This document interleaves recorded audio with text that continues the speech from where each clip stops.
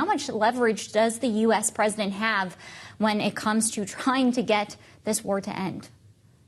Yeah, I mean, Taylor, I would agree that President Trump is, if there's a single person who can if there's a single person who can put an end to the war, it is Vladimir Putin ultimately, because he's waging this war against Ukraine. Ukraine doesn't want a war. They would put down their weapons the minute, Russia really is willing to make peace.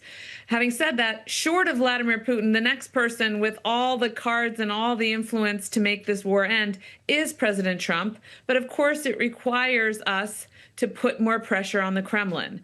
And that means sanctions, that means providing more weapons to Ukraine.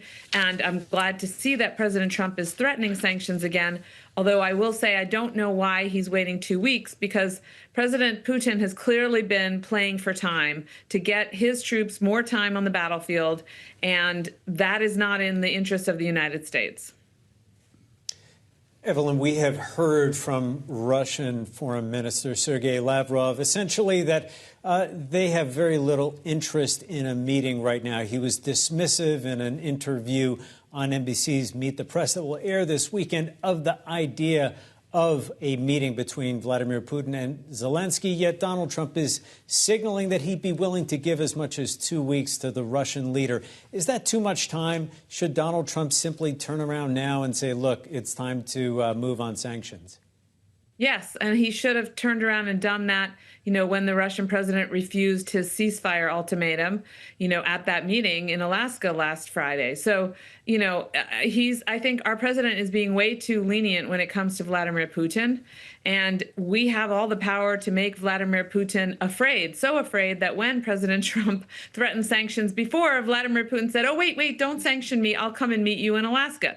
Well, he came to Alaska. Again, President Trump said, you need to give us a ceasefire and start negotiating in earnest. And President Putin said no, went away. And I guess maybe he gave President Trump the impression that he would meet with President Zelensky one-on-one. Those of us who know how Putin thinks and understand kind of the mentality, the ideology that's driving him, know that he does not view President Zelensky as his equal. He would never meet one-on-one with President Zelensky unless he was, defeated militarily by President Zelensky, and President Trump insisted on it. So, unfortunately, I think the Russians have been misleading our president, and we really need to slap those sanctions on, as you said, Tyler, or Mike, rather, immediately.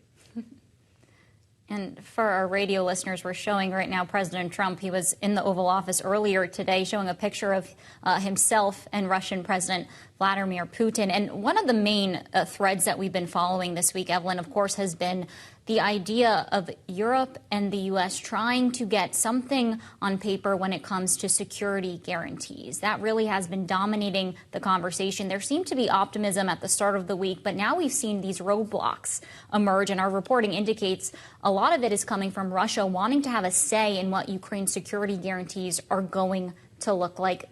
I know that you're talking about the U.S. giving perhaps more weapons and support here, but when it comes to long-term guarantees, what is realistic to expect? What do you think can actually get done that would get a deal over the finish line?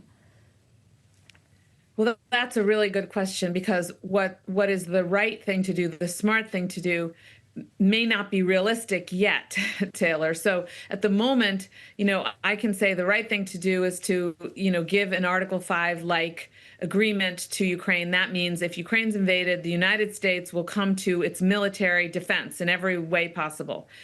And one better would be to, include Ukraine in NATO. They certainly have deserved it. They're now the largest, most capable European fighting power that exists because of this horrible war that's been thrust upon them.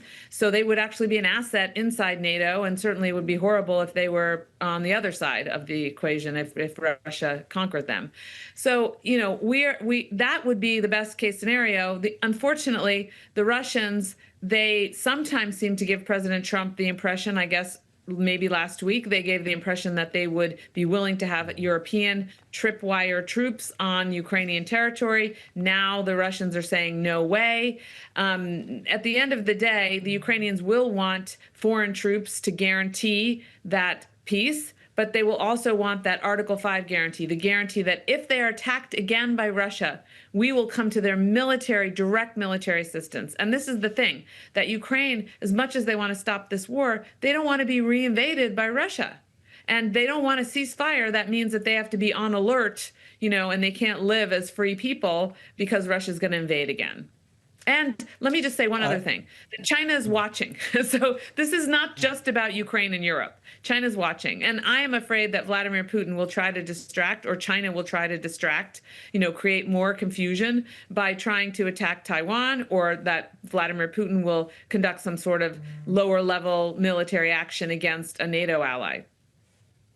Evelyn, I'm glad you brought up China, because next week Xi Jinping is hosting a meeting of the leaders of Russia, Turkey, and India. And when we talk about secondary sanctions, India and China loom as the largest targets for the U.S. if Donald Trump were to proceed in that direction. And yet doing so would be at odds with his goals on trade with those two economies. Well, yeah, this is where it gets complicated. Putting more tariffs on China when it comes to purchase of oil and gas, could be problematic for the United States, because we're also trying to work out an overall tariff deal with China. We don't want a global trade war, and the stakes are very high when it comes to the United States and China. So, I think President Trump will have to weigh that in the balance. But frankly, I think if the Chinese are faced with that kind of a sanction, maybe they would put pressure on Russia to stop the war, to make a deal. That these are the kind of things that actually President Trump is equipped to assess, because he is willing to take on risk in a way that, is different from other presidents. And I give him credit for that, because he's not afraid to say, well, I may put sanctions on. And he put sanctions on, higher tariffs on India because they were continuing to buy oil from Russia, which was something no one foresaw.